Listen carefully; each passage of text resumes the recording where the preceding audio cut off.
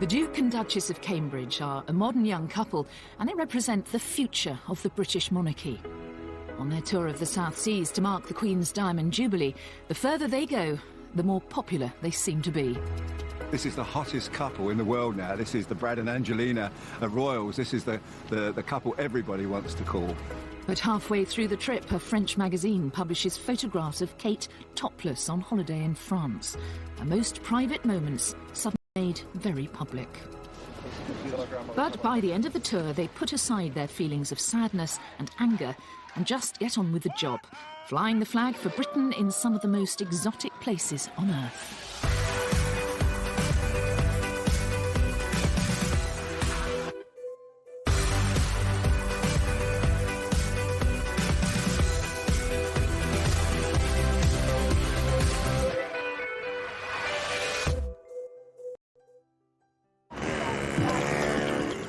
The first stop on William and Kate's South Seas tour will be Singapore.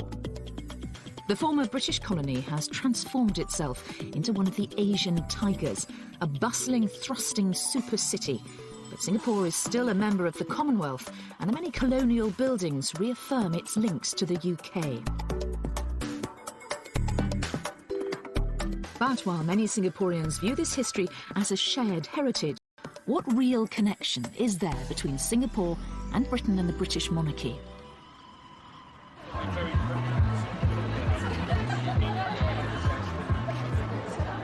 At a private party of both Singaporeans and expats to celebrate William and Kate's visit, there's a keen sense of anticipation. It is good, yes, in a sense, for branding of Singapore. It's like we may be small, but at least we are in a world standing like, okay, the royal family visited us, and that's something that we should be proud of. The wedding was fabulous, and in Singapore, weddings are equal to fertility. Yeah. The bigger your wedding is, the more successful you are. The royal wedding was pretty big. Yeah. So in that sense, you know. I'm really proud. I think. Are you? Yeah, I think Catherine's going to make a wonderful queen. She just comes across as a compassionate, kind person, and I think she's doing the job very well. So she's good for Britain. They are good for Britain. Yeah. Oh, yeah. They're our future.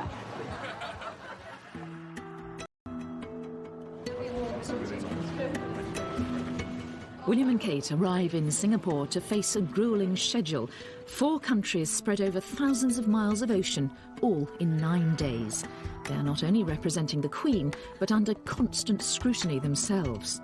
But the first event of the tour is a more poignant ceremony to see an orchid named after William's mother, Princess Diana, whose house William is not to know that the press intrusion that dogged his mother is about to start all over again for him and Kate. The media pack are all gathered here at the Botanic Gardens for the couple's first engagement. The royal couple are here for an orchid naming ceremony. The flower was originally named after Princess Diana, but she died 2 weeks before she was due in Singapore to be there at the ceremony. For the occasion, Kate wears a dress created by British designer Jenny Packham. Appropriately enough, it's got an orchid motif. The graceful white orchid, named after William's late mother, is a private moment for the royal couple, and the crowds have been kept away. They also see an orchid bred specially for them. Everybody is waiting out here In the heat for William and Kate to come back. They came up here about 20 minutes ago. They're in the orchid naming ceremony, and they're due to come back this way. And the police are getting a little bit agitated, trying to keep us all back from the road. Who are you waiting to see? The princess. The princess? They come to Singapore, they're ambassadors of the royal family and of the UK in Singapore, so it's a very special occasion. Hello, what's your name? Prince William. You're Prince William. Of course. And after waiting patiently to see the Duke and Duchess, their glimpse of the young couple is all too brief. Did you wave your flag? Yeah. She was on the other side. Oh, I'm on the way up. You didn't see her? No, not through the windows. You look rather hot, Prince William. Did you not get to see them? The Queen first came to Singapore in 1972, and although her tours were more formal then, she's always been keen to meet people wherever she goes. Back in 1972, this was a brand new housing development, and the Queen and the Duke of Edinburgh came here to visit some of the residents. Well, now, 40 years later, I'm here to meet one of them. Thomas Pung was chosen to meet the Queen during that 1972 tour. Hello. Yes, Mr. Mary, I'm Thomas. You're welcome. I'm pleased to meet you. Thank you very much indeed. And nice to meet you. Yeah, that's same. Thank you very much. Hello. This is my daughter, Genevieve. Hello, I'm Mary. This nice is to meet my you. wife, Mary. Oh, you're Mary as well. Yeah. There's Mary. So these are the photos of 1972. Correct. I see. This they were on the balcony waving to the crowd, you see? Is this outside your flat? Correct. That's correct. Yeah. This is you? Yes, this is me. This is me. Mr. Pung, were you nervous before you met the Queen? Yes. You can never get this opportunity. And they said to you, don't offer the Queen anything, is that right? Yes. But you did give her a drink? She asked for it, so that's why we give it to her. That's how Mr. Pung has ended up with his very own royal souvenir. So which one is it? Is this one here? This first one is Her Majesty, you see. 1972, 18th of February. She came back in 2006. She came back to see you again? Correct. That's correct. I think she asked to see you, Mr. Pung. What do you think? I hope so. That was 2006? Yes. Before she could drink, I told her, I said, Your Majesty, if you take the first sip from the glass, you bring back a memory 34 years ago, which came to us. The same glass? Correct. That's why she's smiling. And you met her, of course, didn't you, with your dad? Yes. And you remember that very clearly. Yes. But it's interesting, isn't it? Because Singapore is so modern and the monarchy is so traditional in many ways. Well, I would say that England is a bit of the same. The monarchy exists in quite a modern society as well. And I think, the two can coexist. And what do you think about William and Kate? I think that many people are very interested to meet them, especially the Duchess. I think she's a role model to many young women. And lots of people are very excited about their visit. I think they really are. Kate, you're great! That excitement is plain to see at the couple's first walkabout at the Gardens by the Bay in central Singapore. You're looking as well. Locals and expats alike are eager for their first chance to get up close to royalty. But no royal tour is just about pleasing the crowds. Next comes some of the real business of the trip, a visit to open a new engine assembly plant, which Rolls-Royce has just completed in Seletar. Good morning. Morning. Jonathan Asherson is in charge here. This is amazing. This is brand new, This is brand new, yes. It was opened in February by the Prime Minister here, and now we're just starting production. The facility has been built to supply the rapidly growing aerospace industry Far East. The vast majority of the 500 workers here are Singaporeans. Why is this facility in Singapore? Our order book is at about £60 billion, and a large proportion of that, and a growing proportion of that, is from Asia. Our customers have grown here tremendously. It's not about looking less in one place or the other or shifting, it's more about catering for the growth. Today, you've got the Duke and Duchess of Cambridge right. visiting. How significant is it that it is William and Kate? What is the William and Kate brand? What do they bring to the visit? Oh, I'm one of the managers at Rolls-Royce, so I'm not sure I know, actually, but boy, they certainly have the world's attention.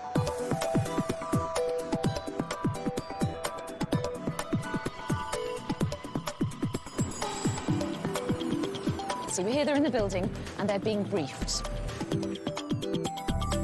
Distinguished guests, important customers and partners, please join me in welcoming their Royal Highness Mr. Seletar.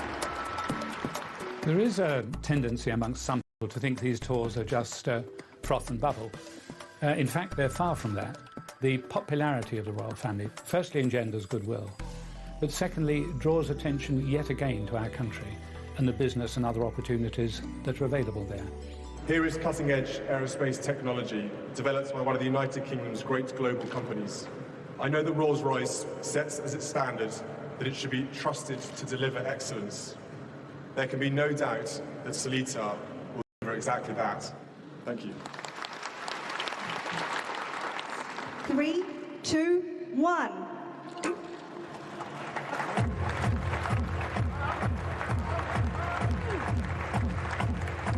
This is where the royal brand really works its magic, delivering the sort of publicity money just can't buy. The first Rolls-Royce aero engine assembled and tested in Singapore.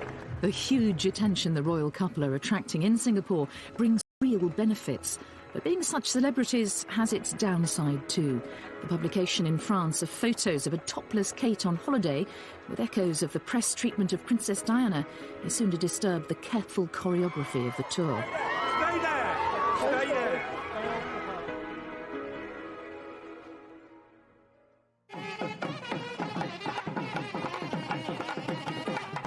William and Kate's tour of the South Seas is providing them with an opportunity to see some of Singapore's cultural variety.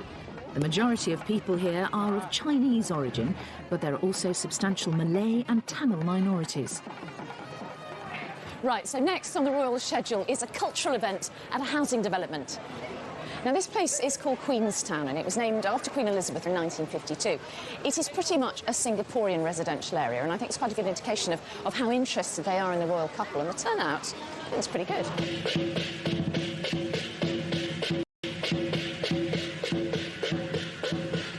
Tell me, why are you here to see William and Kate today? Because it's modern Singapore now. Why do you care about the royal family now? Why do we care? Yeah, why do you care? He's a very charming prince. He's a very charming prince and so escaped, so beautiful After all, lady. we were a British colony before. Yeah, right. Yep. Yeah, gorgeous couple. Yeah, gorgeous couple. They are more human. You're more human. They're more human than the other royals, are they? Yeah. Is that what you're saying? Yeah, Yes, that's what I we feel. think. Yes, he had the image of the mother, Princess Diana, which everybody well know about her. Yeah, if all Asians love Princess Diana too, so I guess they love William as well. How excited are you about this royal tour? Super excited. We actually skipped school for them ever since they were dating and all that, you know, so it's like nice to see them. Hopefully Kate's pregnant finally. After just half an hour, they're off to another appointment, and it's one that's obviously close to William and Kate's hearts. The Rainbow Centre is a charity for children with special needs. Nearly 1,000 kids attend here with a variety of disabilities. With one staff member for every 2 children, including teachers, therapists and psychologists, it's an expensive place to run, and it needs all the help it can get. William and Kate have chosen several children's charities to support in Britain, so the Rainbow Centre is precisely the sort of place they want to visit during their time in Singapore. Hello. When the excitement has died down, meet some of the children, parents and staff at the centre who've had the chance to welcome the Duke and Duchess. It's really a nice experience to have them with us today. I met the Duke. Did you? And he's so warm. Yeah, you just feel at ease when you're with him. Yeah, and he seems to love the children as well. He went to the students to actually spoke to them. Yes, that was very nice of him. And how did the children respond to him, the students? They were excited. Are you excited? Me and my mom go and click the photo and see. You clicked a photo of the Duke and Duchess today, did you? This is an occasion when the royal couple's celebrity will be of real benefit to the charity.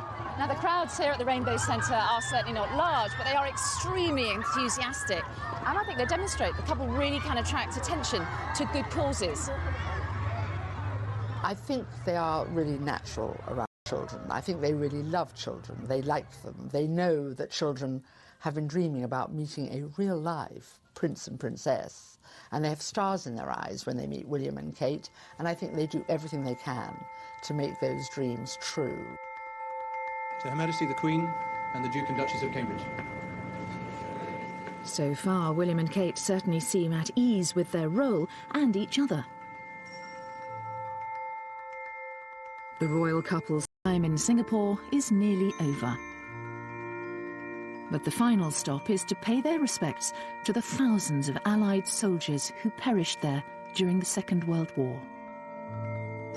Little do William and Kate know, but it will also provide one of the last moments of calm before the storm about to break thousands of miles away in France.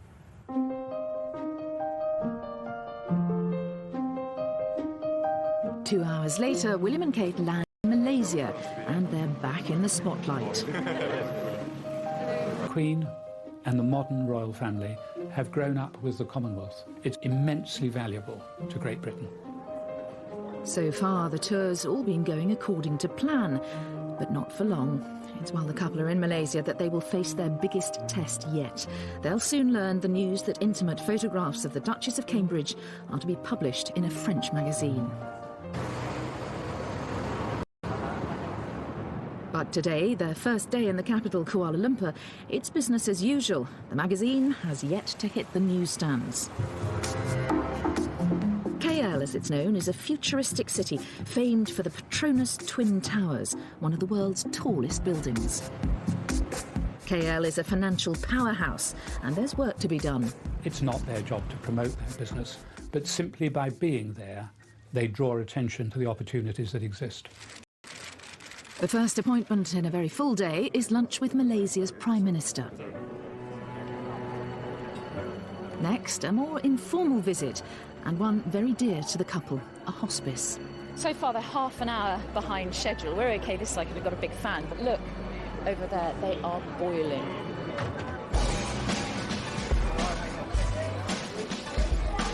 But for staff and patients at the hospice, it's all worth the wait. From its simple beginnings with one nurse and 2 volunteer doctors, the charity has grown to be the largest hospice in Malaysia, with 16,000 patient referrals last year. One of them is Mrs. Choi, who has lung cancer. When I was alone at home, I was thinking, oh, cancer. Then, no, you come to this centre, you find out that there are people worse off than you. You're not the only one. There are people worse off than you. Look at that. This visit creates, hopefully, a huge amount of awareness. I hope that people will be asking, why are they doing a visit to hospice? What is it? I hope that conversations will start to take place. With their up-close and personal style, the couple are putting their stamp on this tour. Kate's tenderness is reminiscent of Princess Diana, and from the reaction, it's clear that she has connected with the patients and touched the hearts of those she's meeting. She was very kind to me. She was very beautiful. 15-year-old Zakwan Anur may have only a short time to live. He's postponed a blood transfusion just so he can meet the Duchess. I think that's one chance in a lifetime. She's very kind, and I see that she likes children.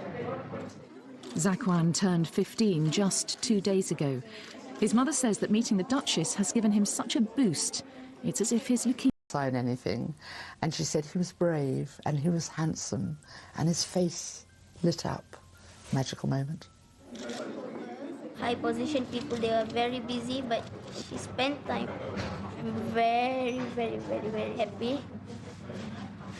I can't believe I met her. Kate chooses which charities to support with great care. And back in the UK, one of those is a children's hospice. She specifically asked to visit Hospice Malaysia while she's in Kuala Lumpur. It's here that Kate gives only her second speech since becoming Duchess of Cambridge, and her first one abroad. This is a very special place, and so much is already being achieved. It has been wonderful meeting the patients, families, and all the staff here. You have given us the most wonderful welcome. If she's feeling nervous, Kate certainly doesn't show it. Thank you again for inviting us here, and all the very best to this exciting new initiative. Thank you.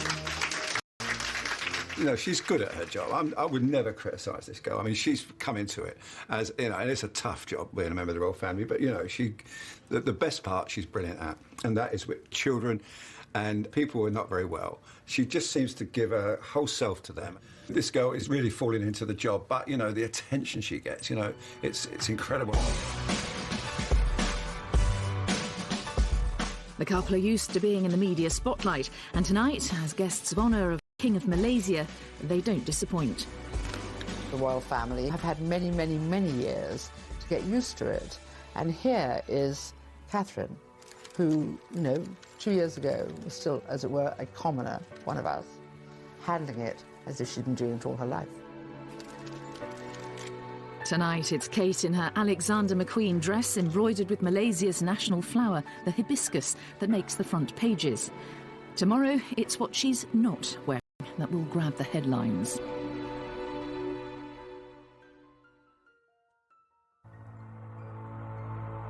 It's a big day in Kuala Lumpur, and it begins with a visit to a mosque. 2/3 of all Malaysians are Muslim. For the mosque, Kate, like all women, is modestly dressed.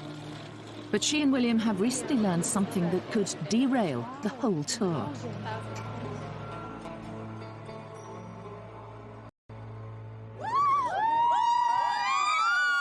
Unknown to the thousands at the Royal Walkabout in Central Park, back home news is breaking that a French magazine is about to publish photos of Kate topless on holiday in France.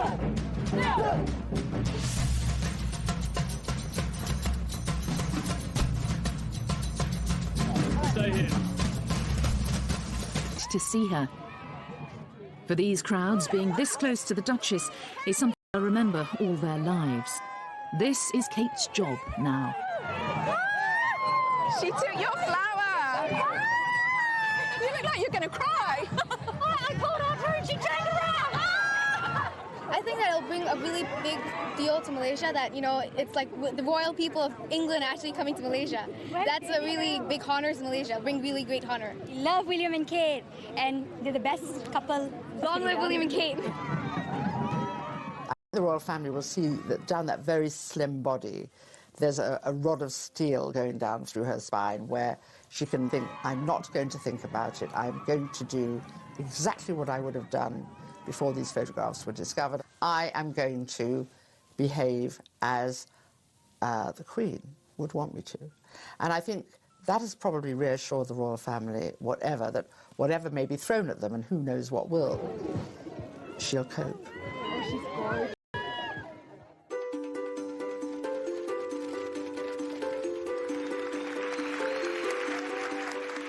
For William, selling Britain abroad is what he is here to do. Malaysia is an important emerging global market.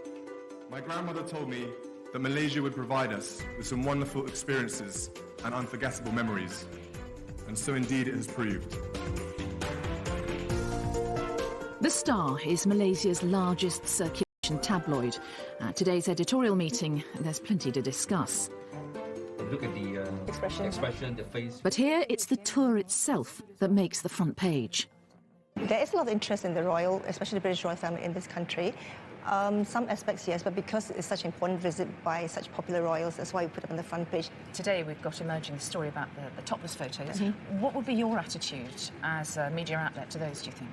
We will run the topless stories because it is news, but we'll focus on what they've done here. We are very protective of our own royalty here, and there's some cultural, even religious sensitivity. In newsrooms back in London, things couldn't be more different.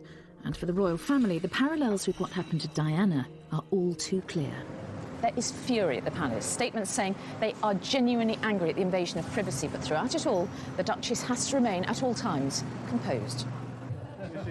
A Jubilee tea party for local celebrities is a welcome distraction, and the only photographers here are here by invitation. She was telling me that this is her first trip so far in the East. I think she hasn't been in this part of the world before. They are such a lovely couple. You set a great example. But, you know, I'm always against anyone that invades privacy. And why do you want to embarrass it? Of the photographs, the Duke and Duchess have been spared the excesses of the paparazzi. The fear is that this will encourage more invasions of their privacy. William and Kate can only hope that they can put the incident behind them. They're heading for Sabah in Malaysian Borneo. After the hustle and bustle of two modern cities, and above all the storm over the photographs, the peace and tranquility of the Borneo rainforest must come as a welcome relief. Economies may be thriving in the Far East, but at a cost. Rainforests in Malaysia's Sabah district are being cut down, threatening an entire ecosystem.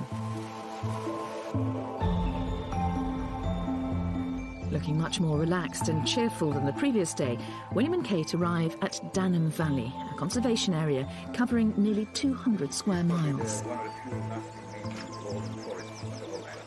The couple both have a long-standing interest in this kind of project, and research here into the impact of deforestation is funded by the Royal Society, of which the Duke is a fellow.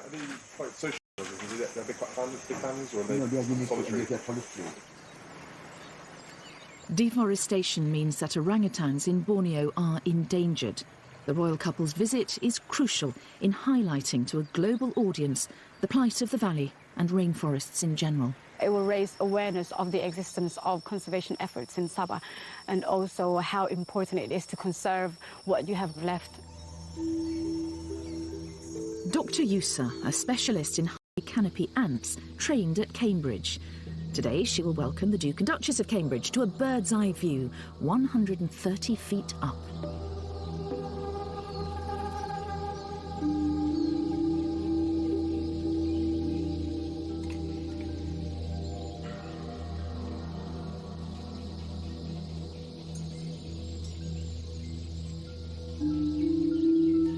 Both William's father and grandfather are vocal advocates of conservation. William and Kate are keen to carry on this very royal tradition. They savour their time here because soon this period of quiet contemplation will be over.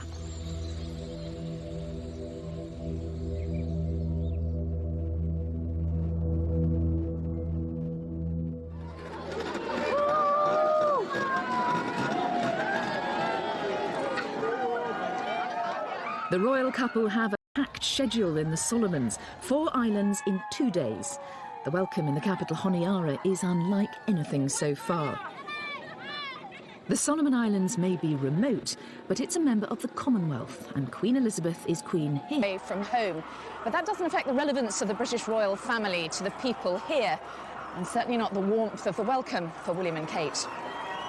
Welcoming the people maybe, but the media still know where the story lies. Palace officials know they can't stop the publication of these pictures overseas.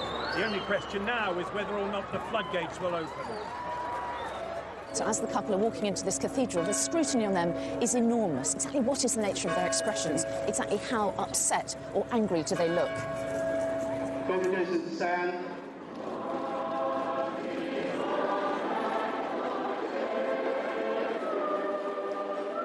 I think what is really, really sad about this is the timing of, in a really great Jubilee year, the Queen was so pleased with the younger generation of royals, so happy that they were picking up the mantle. You know, William and Kate are the future, and this has really, really soured that, I think. And whatever the rights and wrongs of it, anything that dents the dignity of the royal family in the end is bad for it as an institution. Yet none of this seems to matter to the thousands spilling out of St Barnabas Cathedral.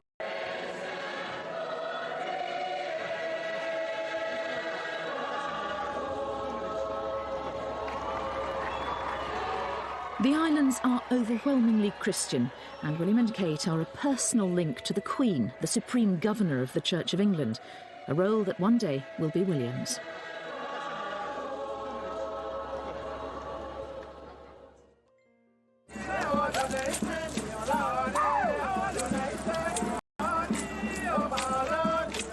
On day 2 of the Solomon Islands visit, the couple are due to experience some island culture.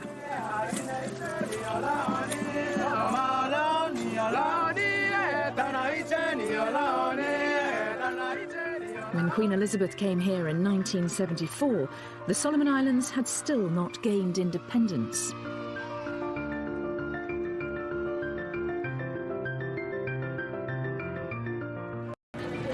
Do you remember when the Queen Elizabeth came here? Yeah, I was a student, and I actually shook her hand. Yes, we were standing, and she came in, sort of, and I can still remember. She was standing there. That was 40 years ago.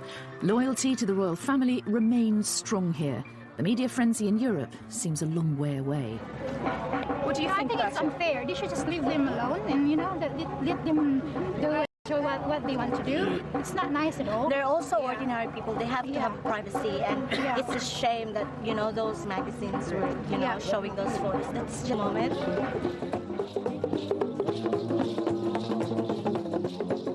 William and Kate may be smiling, but in France their lawyers are going to court.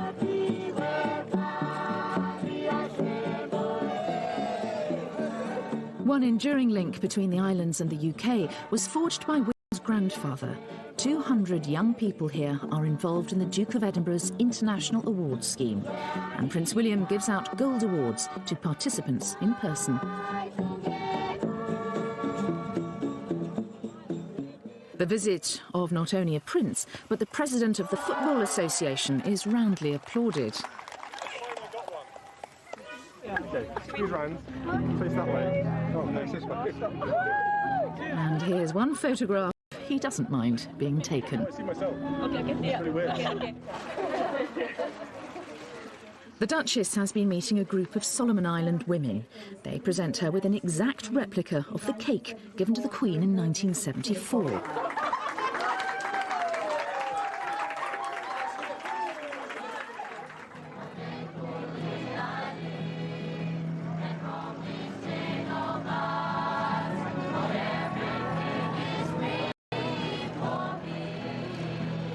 The island of Marau is a short flight away.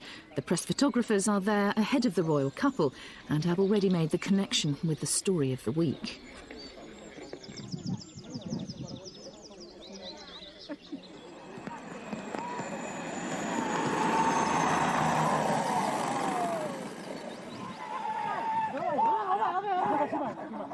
The body language of the reception party is harder to read, but it's not as hostile as it seems. It's just the traditional welcome for newcomers.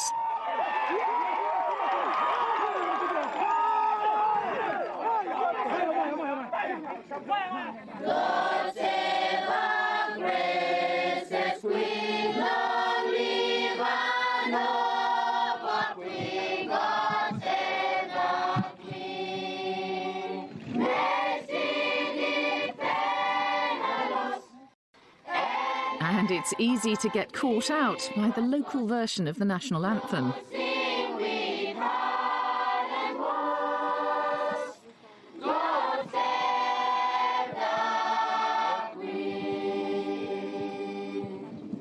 Given the rolling story of the last few days, the irony of this presentation cannot have been lost on the young couple.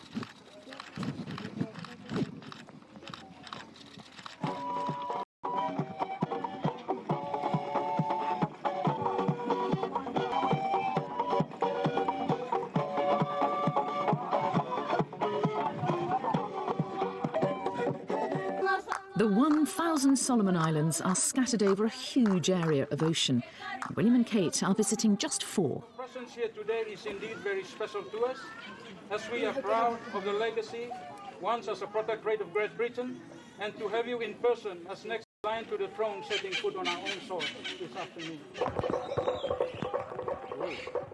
A traditional war canoe transports William and Kate to the idyllic island of Tavanapupu, where they can spend some time alone.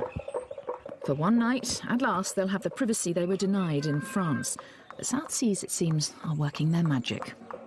He was really furious as we left Kuala Lumpur, and now it's just incredible. He's just so happy, and Kate as well. They've just got back to the old partnership, sparking off each other and enjoying it, and letting the people see that they're enjoying it. You know, when you think the pain that she's been through this week, never believe this woman is able to sort of put that somewhere in her brain and then get on with representing Great Britain. Brilliant. Back in the capital, local radio is preparing to say goodbye. This boat decorated one, or what is special about? I'm meeting Bart Bassier and his team, getting ready to report on the Duke and Duchess's departure to the final stop of the tour.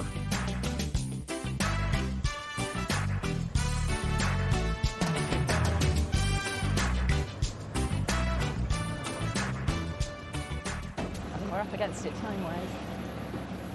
Have you missed them, Bart? No. No?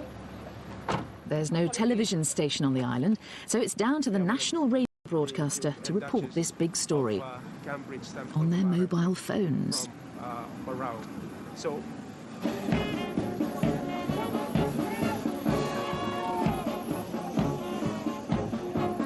where the Royal Solomon Islands Police Force, so they are all here, very smart indeed in their beautiful uniform. Here comes the Duchess of Cambridge and the Prince William, and they come out behind them, ready for me to walk with the big people along Ilme. So Bart and his colleague Noddy are now broadcasting live to the Solomon Islands. Just pause for the national anthem.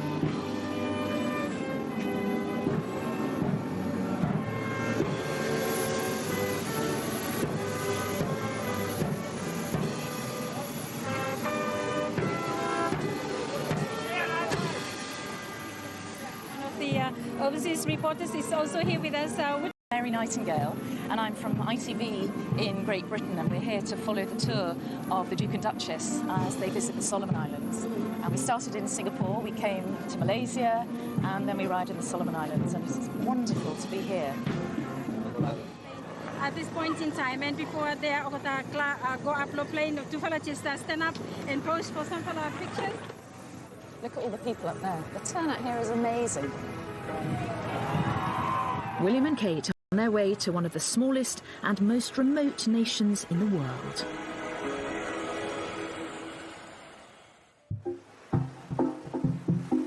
"15,000 miles from the UK, Tuvalu is the most distant of the Queen's realms.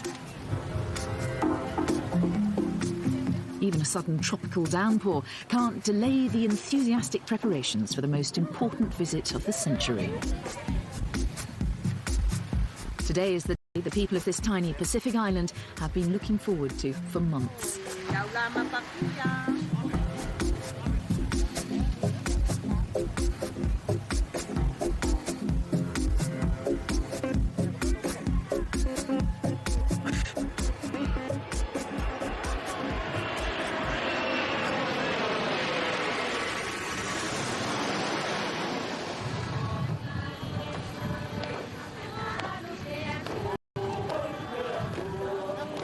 The last royal visit was in 1982.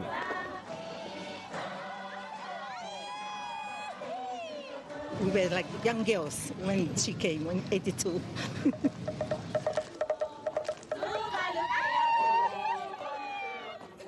Everybody's excited about this visit. It's a lifetime opportunity to host the royal family. Paparazzi photographs and legal action seem a world away. Looking relaxed and happy, William and Kate are eager to embrace what Tuvalu has to offer, and it's like nothing they've seen before.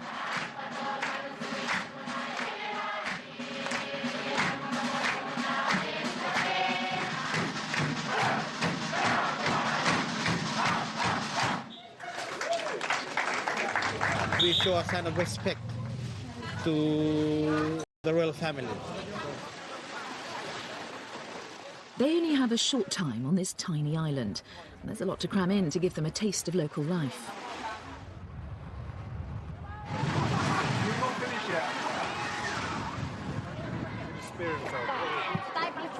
Be careful with that. It's good to eat, is it? Yes. A royal visit is a massive boost for a country like Tuvalu, helping to raise its profile across the world. The importance of the visits is strengthening our ties, historical ties that we already enjoyed over the past years. It brings our people together. However remote these islands are, they're not immune from global environmental threats. Rising sea levels pose a real danger to their survival. Experts warn they could simply disappear beneath the waves. A lot of Tuvaluans are scared, and some of them have moved on, and knowing that there is no future for their children or their grandchildren here. Iafata Pianiu is a captain in the Tuvalu Navy. He's known the sea all his life. We can see a lot of changes in the weather. Normally we don't have strong wind. We are experiencing that now. Preserving the islands for the next generation is a priority. But today, all that next generation wants is to meet a real-life prince and princess.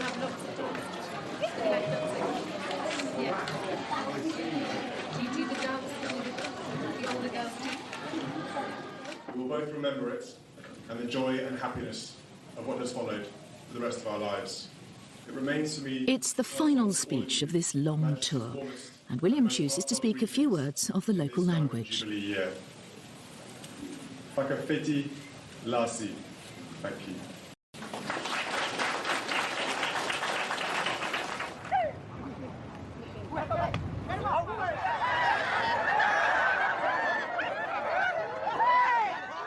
There's time for a quick game of volleyball. But if you're going to do things the Tuvaluan way, it can only mean one thing.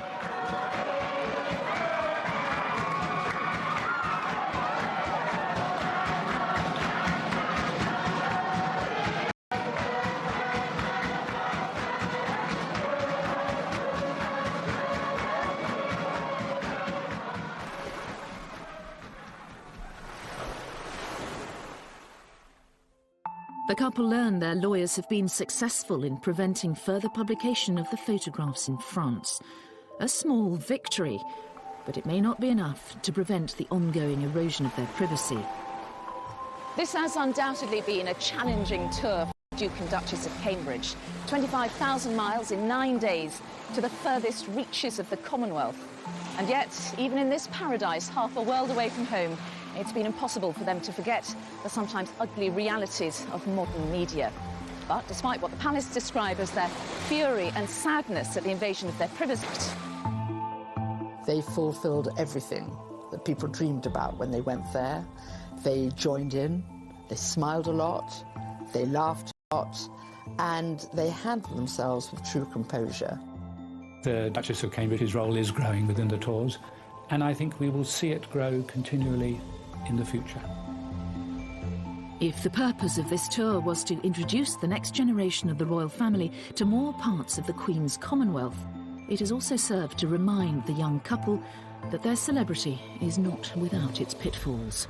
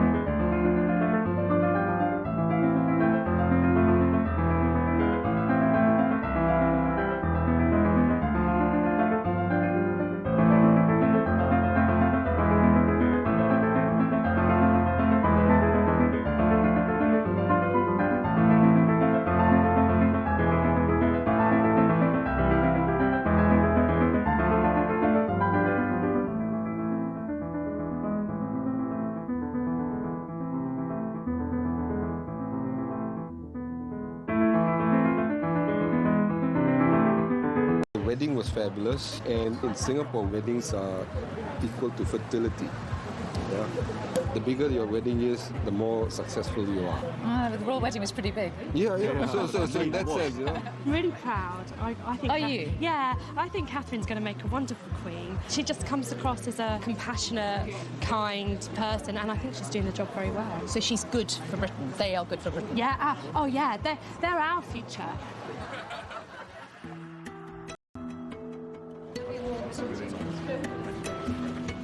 William and Kate arrive in Singapore to face a gruelling schedule. 4 countries spread over thousands of miles of ocean, all in 9 days.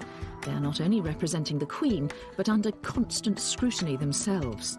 But the first event of the tour is a more poignant ceremony to see an orchid named after William's mother, Princess Diana, whose hand William is not to know that the press intrusion that dogged his mother is about to start all over again for him and Kate. The media pack are all gathered here at the Botanic Gardens for the couple's first engagement.